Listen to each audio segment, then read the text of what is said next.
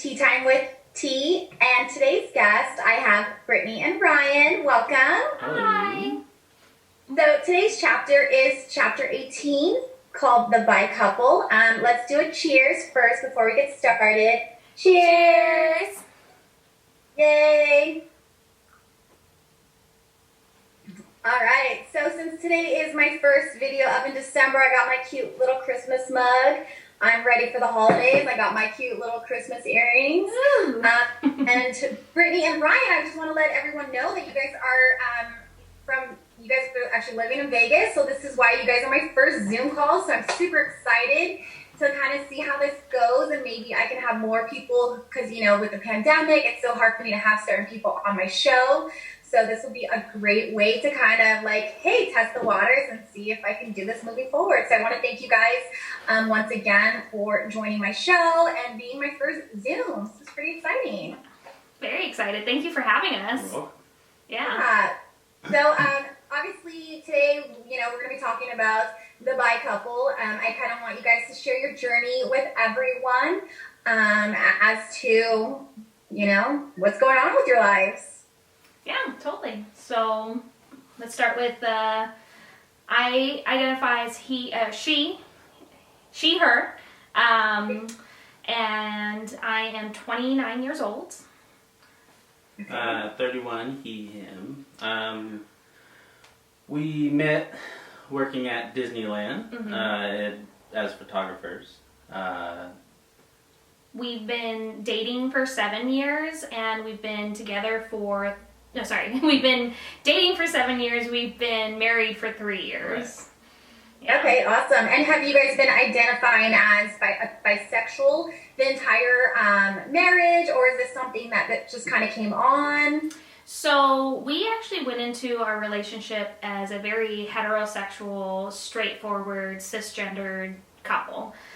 It was actually just in the last few years that we have really opened up to each other and grown with each other, and actually opened up our sexuality, which is great. You know, it's all about growth and development.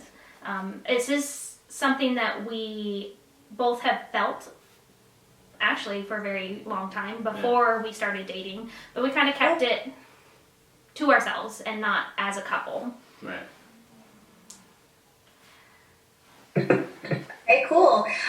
So now, are you guys out to everyone? Is this your way of coming out? Are you guys out to your family and friends? So I recently came out to my family first, or some of my family first, and some of my friends. I don't know if I really feel the need to like go out and tell the world, just maybe the people close to us. Yeah, because I mean, I'm out to most of my family. This is a little bit of a coming out to an extension of our friends and family. I mean, we worked at Disney, and I mean, you know how that is. It was an extension of our family, and even though we're not there anymore, this is kind of our coming out to the people we don't see on a daily basis. Yeah, those thousands of people there. Yeah, exactly. Hi, guys. But we're not... Nothing's changing. Yeah, there's nothing changing in our relationship. So for us, it's just being a little bit more... Open and honest. It's a little bit more about us finding a community and a voice within the community. And communication between each other. Yeah, and I think that's the biggest thing for us, is this is communication between each other. Because like we just said, we went into this relationship completely straightforward, heterosexual guy-girl relationship, very vanilla, to be honest. And then it's kind of grown since we've opened up to each other. Yeah, it's funny that you said vanilla, because I use that terminology too. I always say this is a vanilla, you know, marriage or sex life, and I even had someone one time I made that comment, and they got super like offended by it. They're like, "Oh my God, that's so rude. That's so mean." I was like, "No, it just means that you know, you're very traditional and you like it, you know, the way it's supposed to be." Quote unquote, right. You know, and I'm like, I am Neapolitan, I am rainbow sherbet, I like glitter and sparkles everywhere. Yeah. Rainbow sherbet, that's a good way to put it. That's a really good way to put it, yeah. Yeah, so we were, for a while, we were a rainbow sherbet tucked inside of vanilla. Yeah. So now we're just kind of letting our sprinkles out a little bit.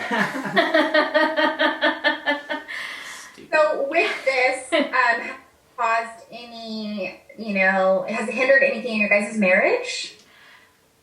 I don't think so. I think it's actually helped our marriage a lot. Yeah. It's been a learning curve. It was learning if you were going to be uncomfortable with having, a third person or a fourth person, having sex with them, really. Really, yeah. If there was going to be like a lot of jealousy or anything like that, which there wasn't. Yeah, it's taught us to communicate, to talk to each other about our feelings and about just about everything. We have to talk about everything, what we're feeling, even if it hurts the other person's feelings. Hey, this is how I'm feeling right now. Okay, cool. I'm gonna walk in the other room. And that has spread throughout the rest of the relationship, not just with sex-related subjects, but just everything, really. Yeah, everything. Because I think it started with us talking about what we wanted, fantasies, what turned us on, and then that trickled into, well, what do we want in the rest of our relationship? What do we want in the rest of our marriage? Like, how do we want to move forward in communicating all these things? Well, and to the point now that, just regular general argument, she'll be like, well, are you still upset? And then normally you would be like, oh, no, it's fine, whatever. Now, if I am, I'll be like, well, no, honestly, I am still upset, but it's okay. Yeah. It's about that communication and being honest with each other. And I think even in all marriages or just relationships in general, we're so afraid to hurt the other person. We're so afraid to say the wrong things. And it's not that we're tiptoeing around, but for instance, like, me and my husband, I told you guys, we're opposite, we're completely different. Like I said, he's very traditional, he's my vanilla, and here I am, the rainbow sherbet in the marriage. And it does help, make a successful marriage, if there is such a thing, is communicating and putting down those barriers and just kind of being as open and honest as possible. Right. So with that, I kind of want to ask you guys, is there any rules or boundaries that you guys have set to move forward with this? Yeah, and I think that's the most important thing, is if you are going to venture into, swinging, for lack of a better term, I think you definitely need to talk about it before, obviously, what you're going to be comfortable doing, how far, you're comfortable going, especially the first time. We started out our relationship, even the regular heterosexual relationship, with the rule was no cheating. We can work through anything. We just will not tolerate cheating. Right. And so that kind of trickles into our rules as far as our bisexuality, where if we want to do something, one, we do it together. That's our rule. We set that boundary. If we're going to have sex with somebody, we're having sex with someone together. We're going out and we're meeting people together. We're not necessarily going out individually, although I'm not going to say it's not going to happen, and it's not out of the realm of possibility, but we're not actively going out to seek people individually. We'll go out together. Well, for example, if we've been at a party or something and someone comes up to her and then she comes up to me and says, hey, this person just approached me, can I go do this, or do you want to come with this, or there's I don't want to say permission, but a respect between both of us that I have enough respect for Ryan to not make a move on somebody or let somebody make a move on me without being like, hey, heads up, this is happening. Because Ryan's my number one, and there have been times where someone came up to me and was like, oh my God, I want to kiss you. And I was like, oh my God, I do too, but I got to go talk to someone first. Because it's that whole aspect of, I don't want him, I never want him to feel like I'm hiding something. Or being left out. Left out, right. Because that's the whole point. The whole point for us is that it's sexual. Right. It makes us feel good. And for me to kind of give a little bit of backstory. For me, growing up, it was always, oh, hands off women, hands off girls, don't touch them, nothing like that. So even when I first started dating people, or girls really, it was weird. Like, I wouldn't touch them for a long time. There's girls that left me because I wasn't being enough affectionate, like touching. Like, I was really good at the whole romantic setting and the romance movie bullshit and all that crap, right? But the actual affection touching part, I was bad at, except for the sex. Like, we were constantly having sex, 2, 3, 4, 5 times a day. Yeah. But that was, for me, was fulfilling the touch feeling, not necessarily a love feeling. Yeah. So that, to me, when we're when we're doing that with another person or another couple or whatever, it's fulfilling that touch need, not a love need. Yeah. Because you get all those emotions and that sensation internally from Brittnie, and you don't need to seek that elsewhere. And I'm guessing vice versa for you too, Brittnie. Right. And that's why you said, Ryan will always come first because he's the one you love. You guys have this emotional connection, and you, as of now anyway, you aren't seeking that from anyone else. You're actually just out there to fulfill that pleasure. Right. Yeah, and I think a big part of what we do is it brings me joy to see him get pleasure. Likewise. I know I'm not going to be able to fulfill all of his needs all the time. And we're married. I don't want to fulfill his needs all the time. I'm going to be honest. Well, and it's not even needs or just fantasies. Fantasies, yeah. It's exciting. It's exciting to go out and meet somebody and get to know them and then be like, hey. And people, people always say that, that's when couples start doing those things is when they're falling apart, whereas I think it's actually made us much stronger. Right, and I think that comes back to the whole communicating part, because we're communicating with each other our wants and our needs, and we're not judging the other person either. That's a really big thing. And our fights don't last as long anymore. Yeah, that's true. Yeah. We used to go for days and days, but now it's like, okay, we're talking about it and we're moving on. We can't hold a grudge. You can't hold a grudge when you're that open and communicative. Is that the right word? Yeah. But I think too, it's kind of like you guys were saying, is you're fulfilling this fantasy because you're married already for 3 years. Let's jump now to 15 years. It's like, okay, honestly, how many couples can fulfill the other person's needs for that long? Right. I mean, don't get me wrong. I'm sure there's people out there who have only had that one partner and are happy and content having that one partner, but it's not for everyone. And what I hate is the stigma. I hate the taboo that is circled around it. And it's true, our needs change as we get older, right? Mm-hmm. We evolve as people, we evolve as adults, and it's like, if you can't have that open communication with your partner, then that is when the cheating happens, or the love, you fall out of love with that person because you're not having that communication. And exactly.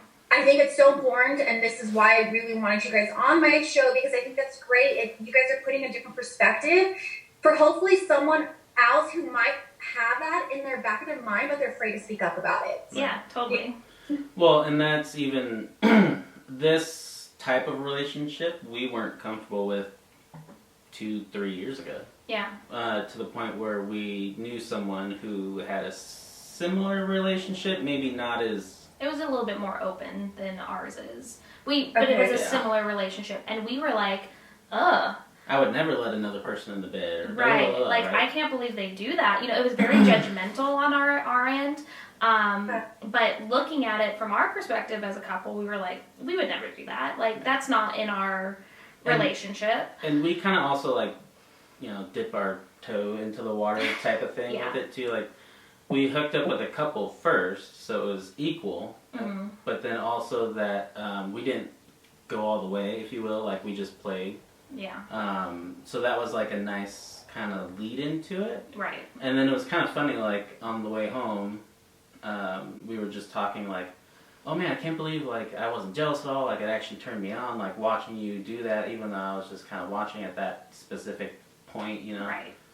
It was eye-opening, I guess, honestly. Yeah, and I think growth. Yeah. Too. Like, it was us evolving and growing as people, as individuals, and as a couple together. And I think to be able to have this type of relationship, you really have to be true to yourself and also in a mature enough mindset to to make these rules for yourself and follow them. Right.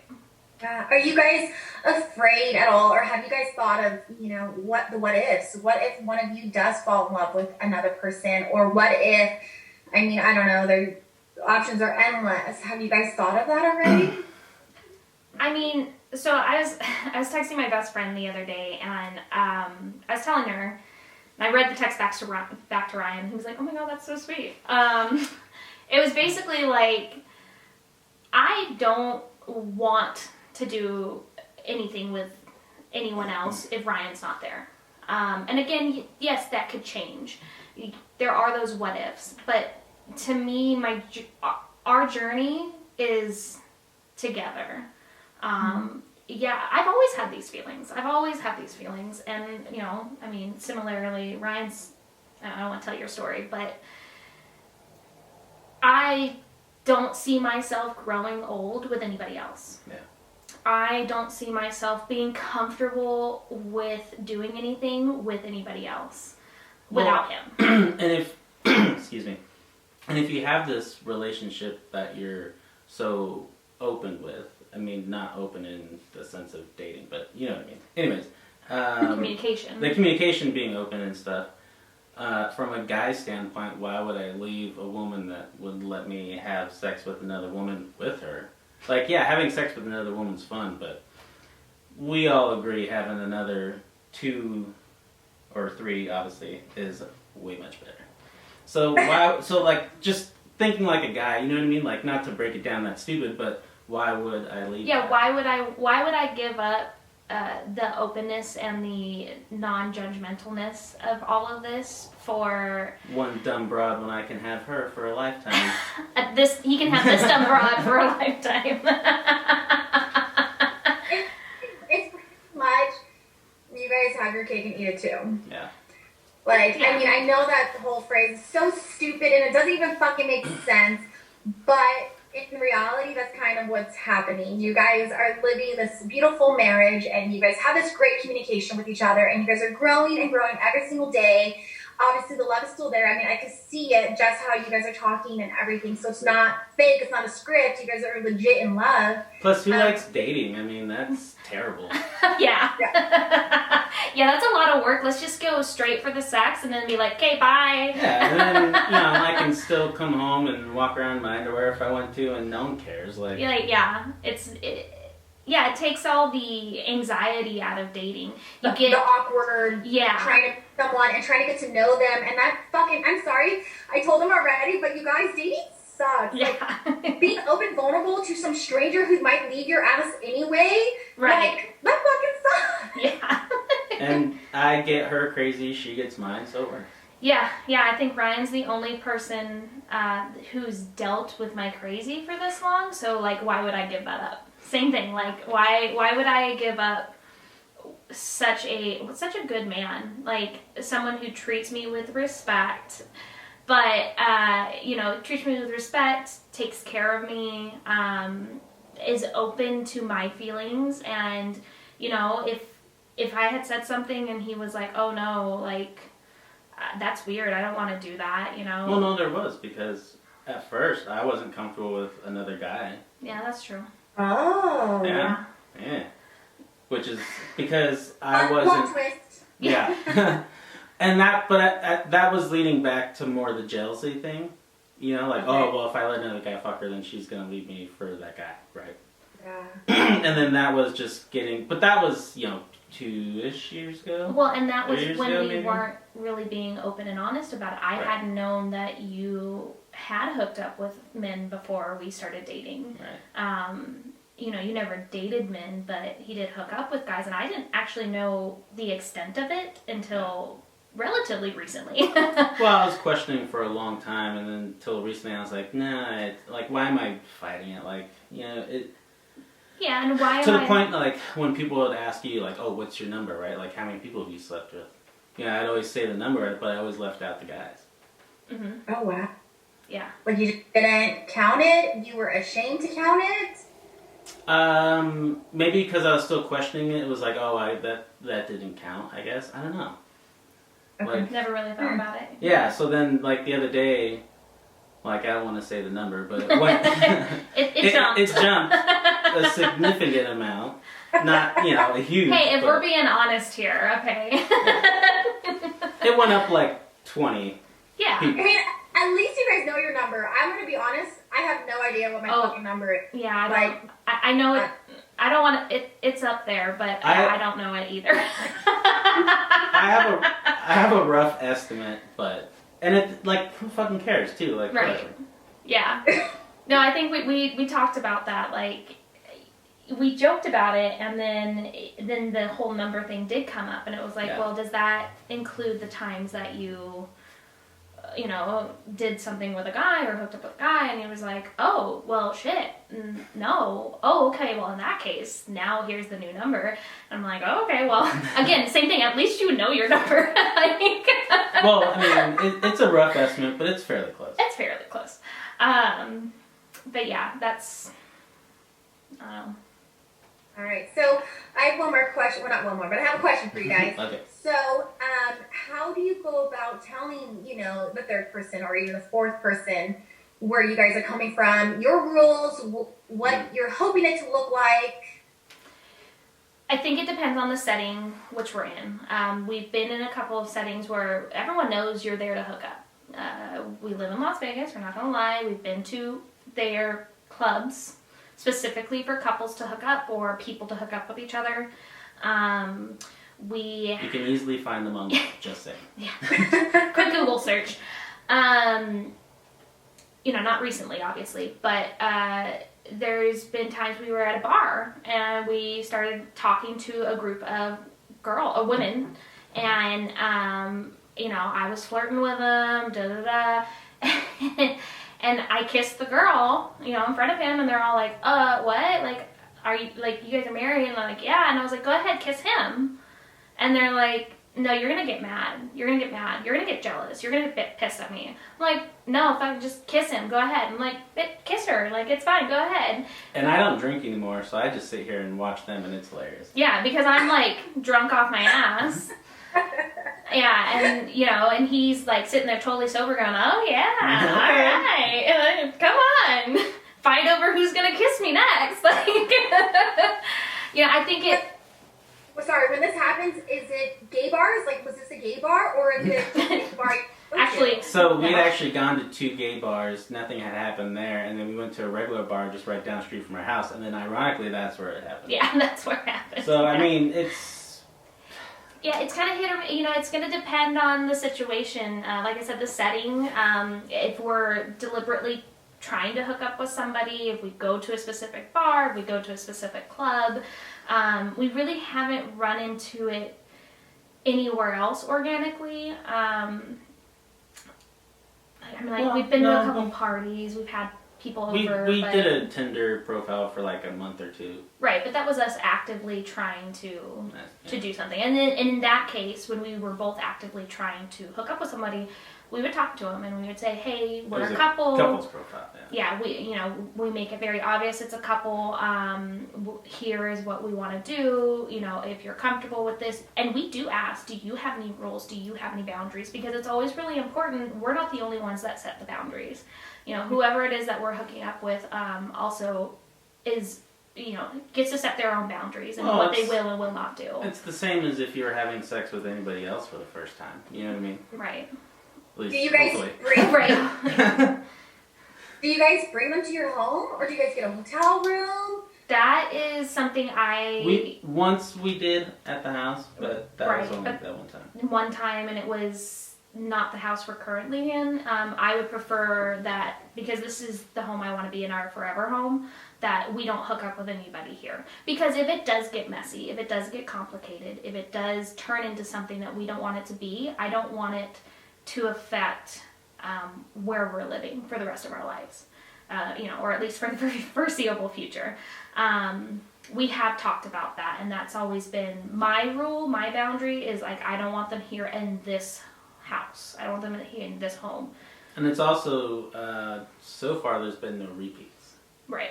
So it's been new people every time, too, so. Right. There hasn't been, like, any further communication other than maybe the one girl from Tinder, but. Yeah, even then it was like we talked to her once or twice, and we just never had time to like get back together, and so it kind of fizzled out. It's just like I feel like it's just like dating. Like you kind of fish around a little bit. Although we do see him around town sometimes, and that gets kind of funny. Yeah. Because you see him at the store, and you're like, ugh! And you like duck. Or like in elementary school, you would see your like school teacher, and Yeah. you're like, oh fuck. Yeah, totally. Like, not that you're embarrassed, but you don't want them, like, if they're with someone else, like, you don't know how their situation is. So. Because we don't get that far into talking and getting to know each other. Like, we know each other to the point of, okay, cool, you've been tested in the last 6 months. Cool, Boundaries. Yeah, what your boundaries are. Cool, we Well, want if we're to do going this to a and that. club.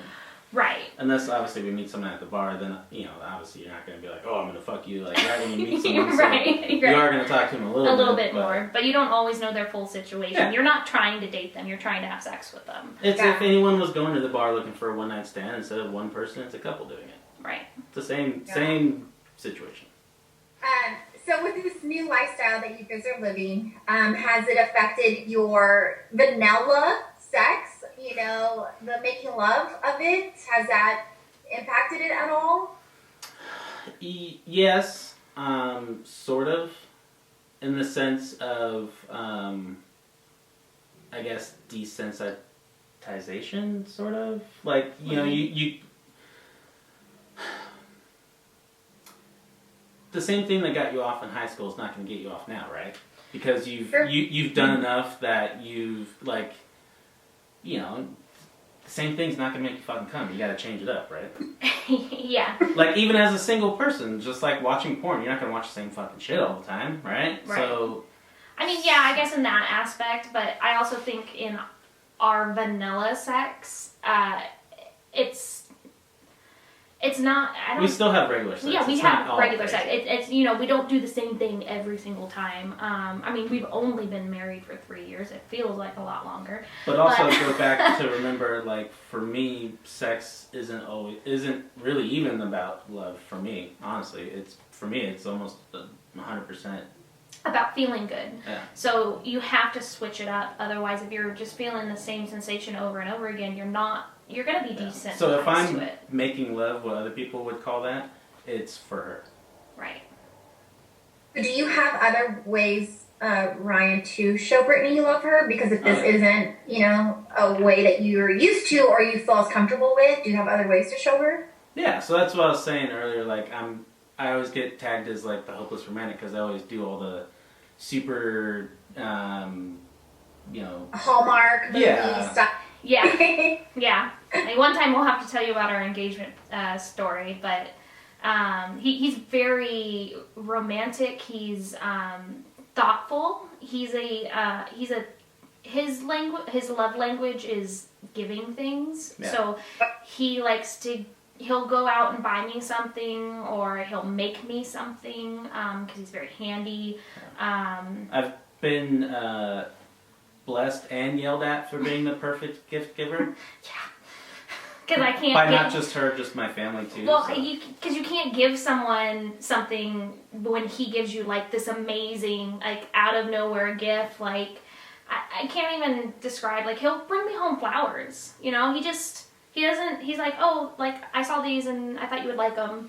Here you go. And I'm like, well, fuck. Like, what am I supposed to give you? Like, here's a piece of chicken for dinner. Like, I don't know. Like, I guess you can. I mean, if sex is it, give him some head. Right? Just saying. I don't know. We're married. We don't do that.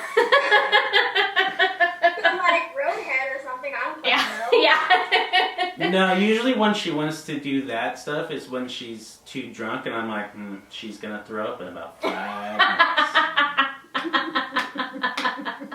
Yeah, true. So we don't do that. But no, his love language is, I mean, different than mine. Mine is acts of service. So I like to do things for you. So like, you want me to give you a head, I'll give you a head. I may not want to, but I'll do it. You know. Yeah. Don't hold me to that. So it's on recording now. Now everyone on my social media, your social media, knows girl. I have this forever. This is a win for the guys. Just saying. No, but like we've had to deal with that, right? Because a lot of times he wants to have sex, and I'm like, no, I don't want to. I don't feel like it. I'm not feeling it today. Or the opposite, I get the cries of, oh, I want attention from her because I'm not the cuddle with me person. One, because I generally run hot, although I've lost a lot of weight recently, so that's kind of helped too. So I do get cold now, so that's nice. That's nice. So we'll see. But so I think that is the part I have to work on, is that doing the touching affection more for love, not for my own selfish feelings, I guess I could say. Yeah. And that makes sense too, because I am definitely someone who needs that touch and attention. I don't really care how it comes, where it comes from. I don't care about, gifts. I don't care about that. Obviously, I love when my husband surprises me with roses and stuff, but I would rather have that attention verbally or by touch, especially verbal. Like, I'm a verbal person 100%. Like, I don't care if you assume that I should know that I'm beautiful. If you ever told me, in a really long time, I need to fucking hear it. I need to be told I'm beautiful. I need to be told I'm sexy. Yeah, I get it. It's supposed to be an internal thing. But me personally, it really affects me if I'm not given that attention. And my husband knows, that's what's caused concerns in our marriage, because I will seek that attention elsewhere if he's not giving it to me, because I need it so badly. We went through this pretty recently. And now with losing weight, so I always had, like, my entire life, I've had a very negative body image. Even when I was this weight before, I always thought I was overweight, and now I look back and I'm like, man, I could have been fucking everybody. But now, But so a little while ago, I didn't have the confidence back then, I guess, basically. Yeah. Whereas I do now, so I don't know. So like a couple months ago, like before he lost all the weight, he was feeling real down. He didn't want to have sex. He never wanted to touch me, and it didn't even go. It went beyond the not giving me attention once in a while. It was like didn't want to have sex, didn't want to do anything, and I was feeling the same way. You don't tell me that I'm pretty. You don't tell me that I'm sexy. You don't make me feel. He's like, but you are, and I was like, that's not the point. The point is I need you to tell me, and I'm not feeling myself. And it took him when he started to lose the weight, that's when he was like, I'm so sorry. Like, it wasn't you. It was the way I was feeling about myself, and I just didn't know it. And we had to talk about that. And I didn't have the energy and stuff. And then now, like, I remember my thought process, what I was going to say, was now that I do feel good and I do have that self-confidence. Whereas, like, before, it was confidence, but it was like, I just don't fucking care what everyone thinks confidence. Whereas now, it's like, no, I'm fucking attractive. So, like, now I go to the store and I see women checking me out, and before I was like, oh, they just think I'm weird or I'm creepy. Or I'm now like, no, I'm a hot motherfucker and these bitches want me. So now I get wanting to hear, oh, you look good and all this stuff. So yeah, it's some big dick energy in this house right now. Like, it is. He walks around real confident, real suave. Like, I'll walk in from work and he'll be like, hey, how you doing? And I'm like, oh, you look nice. You have a nice pair of pants on, a nice shirt. Like, oh, you look. And he's like, yeah, I know.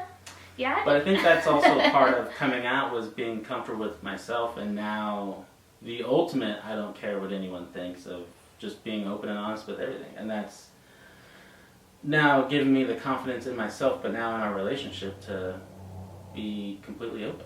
Right. Yeah. That must be so great. I mean, just for very both free. of you. Yeah. Like, you be open and honest, not only with yourselves, but with each other, and now to the entire fucking world, you know? And that, you think about all the people who can't or are too afraid to, or, I mean, you guys even said it yourselves, it wasn't something you would have thought about 3 years ago. Right. You know? Right. You thought you judge like the rest of the people judge. And it's one of those things where, like, now looking back, it's like you don't want to go back to a place like that. You want to keep moving forward, and you want to keep being as genuine as possible, because if I personally learned anything this pandemic, it's fuck, life is so short. And I never want to live my life with regrets. I never want to live my life with those what ifs. And now you two, as a couple and as, you know, husband and wife, you guys are able to push those limits and experience those things that, you know, were in the back of your head that everyone kept telling you it's taboo or it's inappropriate or whatever the fuck people like to say. Now you have to live your life that way. Yeah. So for us, I mean, really it's... So part of, I think, also moving to Nevada from California was getting rid of that safety blanket, too, of just having family and friends around. Yeah, because when you have that family and friends, and our family has been very accepting of us. And we're also pretty private people. Usually. Usually. In the sense that we're not running around, you know, oh, we're bi, we're gay, da da da da, we're like, whatever, right? Like, we're not shoving it in anyone's face, I Until guess. recently. No, but I mean... I guess, well, the thing is, when we were in California, we did have our family there. And again, even though they have been very accepting of us, growing up, that wasn't necessarily the case. My point is, we're a family. Yeah. And if everyone else doesn't like it, fuck them. Oh, well. Yeah. Love that. Yeah. That's I great. mean, the other thing, too, about being open and honest and having that communication is, you know, we want to be the couple that people want to come and talk to. We live, I don't want to say exactly where we are, but we're pretty close to a Mormon church. And we put our pride flag up. And as we're putting our pride flag up, our neighbor goes, "Oh, no." But our thought is, if somebody in that church or any other church or who's driving by or walking by sees that and goes, "Hey, maybe there's someone I can talk to. Hey, there's somebody that is like me," you know? Yeah. We had people come up to us. We were out on Halloween night and say... Well, I want to point out, too, our neighborhood where we live in Nevada, we're outside of Las Vegas, kind of on the outskirts, so it's, I don't want to say rural, but, like, you know, big properties, so people have been here for a long time, a lot of older people, very conservative, very Republican, a lot of Trump flags, a lot of American flags, which I'm very patriotic myself, don't get me wrong. So it's like 90% of our neighbors are very conservative. So even putting up a pride flag is a very big deal, so that's why I chose the American flag version. Yeah. A little bit out of fear of something happening, you know, especially during all this election crap that was going on. Right. But we had people come up to us and say, "We saw your flag," and we were like, "We want to be friends with those people." And that's what we want to hear, because it's now started a little sense of community. There's not a whole lot of people like us in our community, but now they're like, "Hey, I want to be your friend. I want to come over." We, you know, have set up like play dates, you know. They have kids like, "Oh, come on over, let's do crafts," you know, like let's do stuff together. Let's be a bigger part of the community than we have been, because we've been afraid of being open and honest with our feelings. Right. We want to be able to be the person. Someone made a joke like, "Oh, maybe someone from the church will come over here. Maybe you'll get a lot more visitors from the church." Meaning maybe they feel like there's people from the church that need an ally, you know? And not that we've always been allies. We've always been open about being an ally, but sometimes it's more than being an ally. More finding someone who's in a similar situation to you. And we're not church people ourselves, but we're not against it either. Yeah. You know, do your own thing. Like, obviously, like, we don't care what you do. Right, but we want to be able to be there for the people that need a voice or need protection or feel trapped, need someone to talk to. Or just an image to see to know that you're not alone. Yeah, sometimes that's enough to see that there's people like you in your community. Like, I just put Christmas lights up on our fence. We're the first house on the street, so we live kind of against the main street. and I made sure that the Christmas lights were the rainbow ones going along the street. Yeah, like the little touches. But I think that's so great, and that you guys are, like you said, being these allies and being out there, and especially now you have different stories to share. It's not just this heterosexual couple who is okay with gays or the LGBTQ plus community, but now you guys are actually living it and breathing it. And like you said, now people can relate to you. And I think that's really great. And that's why I wanted you guys on here, because if anyone does have any questions or knows someone who's struggling with it, you guys are the perfect people, because you guys are not only, been together for so long, but now you guys are the bi couple. Yeah. I think it's a great story, and and just to be there for people. And I think especially right now, I mean, more than ever, we need people to relate to, right? We're all in our own quarantine, in our own homes. We all feel lonely and depressed and feel like, there's no one we can turn to. But it's like, no, in reality, there's more people like you than you actually think. Yeah, no, 100%. And that's why I think with us creating this open communication, not only with each other, but with the community at large, is our ultimate goal. Like, we want to be able to talk about it. We don't want to have to hide it. Again, we're not throwing it in anyone's faces. We're not going to family parties and being like, we're gay. Maybe once in a while, but I mean, maybe like pride, but yeah, but like our cousin, when Ryan told them that we were bisexual, they were like, let's go to Pride. Let's do Pride together whenever it opens up again. And we're like, yeah, that sounds great. Already got a rainbow costume for the dog. Yeah, we already got a rainbow costume for the dog. Like, we are ready to go and to be a part of that community and be closer to certain members of our family. See, and that's the thing that's kind of sucked too, is I hooked up with guys before I actually hooked up with any women, and that was when I was like 12 years old. So it's been a long time.